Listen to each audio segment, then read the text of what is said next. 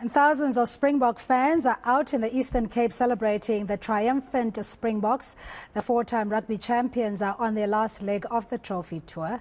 We're joined by eNCA sports editor Vata Ngobeni, who is out in Mdantsane in East London. Vata, good afternoon to you, and thank you for joining us. Of course, we've been on this rugby world tour for a while now, but it seems that there's a hunger for South Africans, one, for unity, and two, for us to leverage on the spirit of the Springboks to bring us together.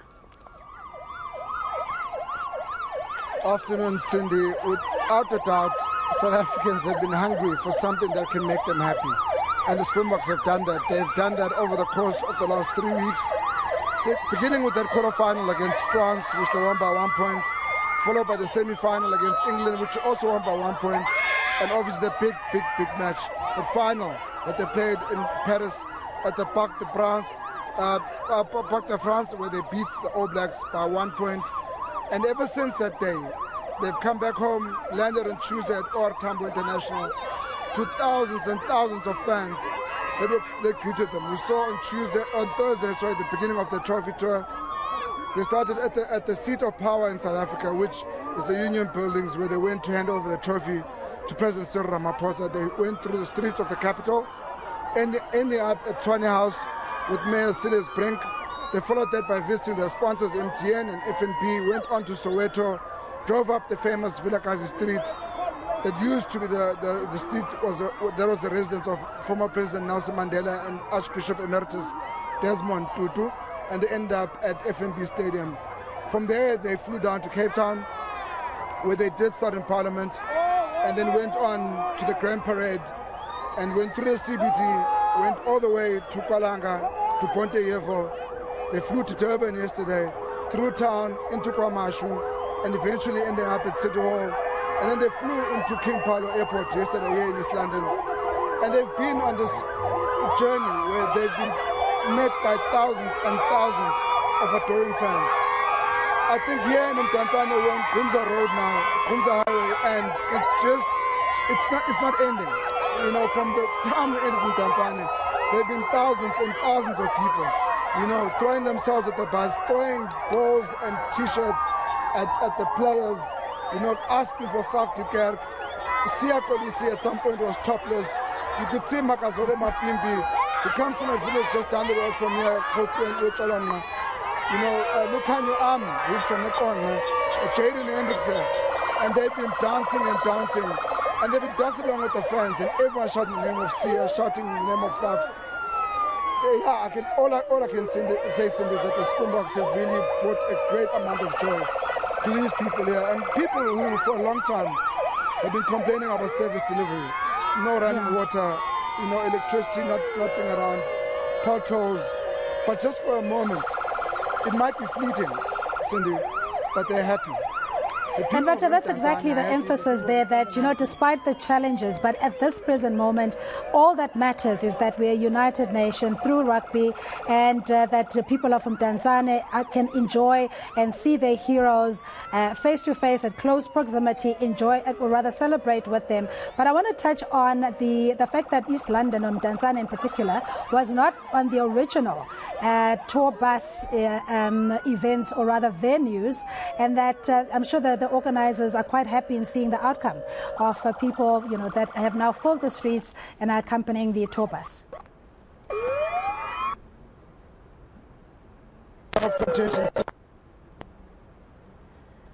But just move around a little bit. We seem to be losing you. Your line is not clear.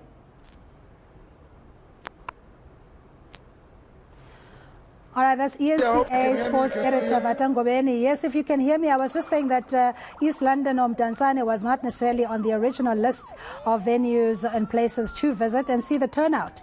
It clearly paid off for the organizers and the Springboks as well.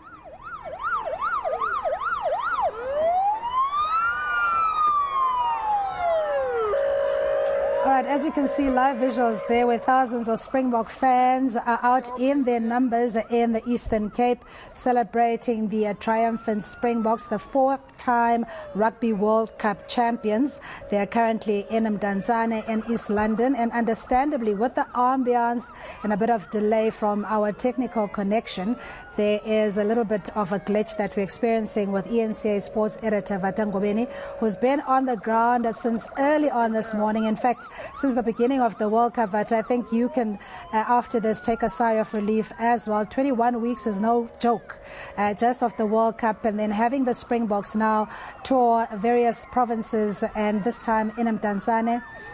It's electrifying. I mean, you know, spirits are very high and everybody is positive looking at South Africa. In fact, I'll quote one of the guests that Ronald Masinda heard earlier on. He said, this felt like the 1994, where our aspirations were within reach, where South Africans had now, you know, forsaken and denounced the bitter past and coming into a promising future. So, Vata, I'm not sure if you can hear me, but there's also a program a little bit later where the formalities will essentially bring a closure to the grand finale of the Springbok World Cup tour. Yes, Cindy, as we lost each other there, we are still on Kumza Highway.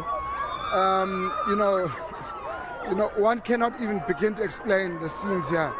And, you know, you speak about fatigue and being tired, and I can understand the players themselves. You know, they've gone through 4 grueling months of rugby. They're mentally tired, they're also physically tired as well and fatigued. But you just saw the players, the second wind that they got, especially the players from this province and especially the players from around East London, you know, and surrounding areas. You know, Lukhanyo Army is not a kind of guy who smiles often, but he wore such a broad smile this morning. He met his mother, I think, for the first time in a few weeks. He hasn't seen his mother.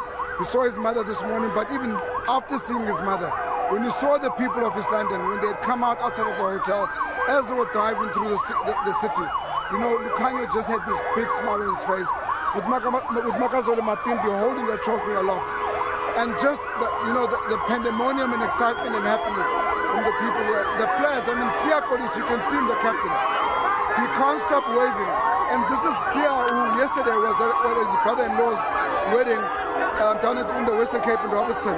His brother-in-law married the one and only South Africa's golden girl, Tatjana Schoenmaker, South Africa's Olympic gold medalist and world record holder in the breaststroke. And he was whisked back to East London this morning. He came in just in time for the tour to start, along with Marco for starting as well. So again, you know, these players, as tired as they are, you know, they just have that one bit of energy.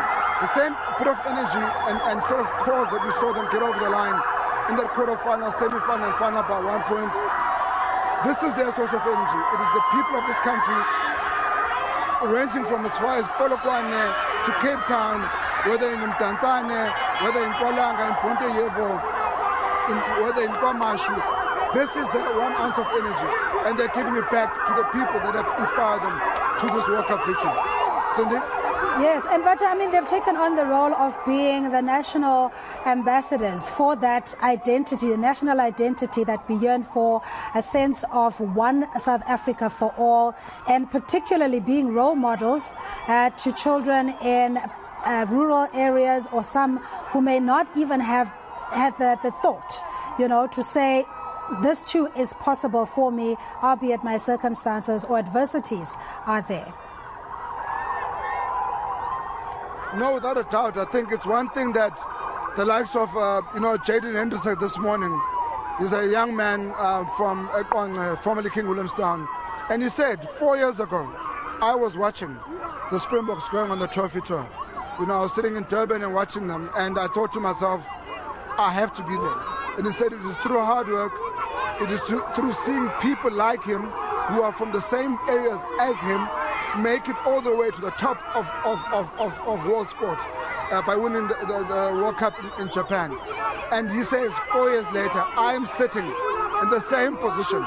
And it is for me to inspire those people. It is for me to inspire those young kids and make sure that the kids, not just from East London, Mdantsane, Komani, Cholonga, and so on, are inspired by me. It is for me to do that for kids from all areas of this country, from the farmlands, from the suburbs.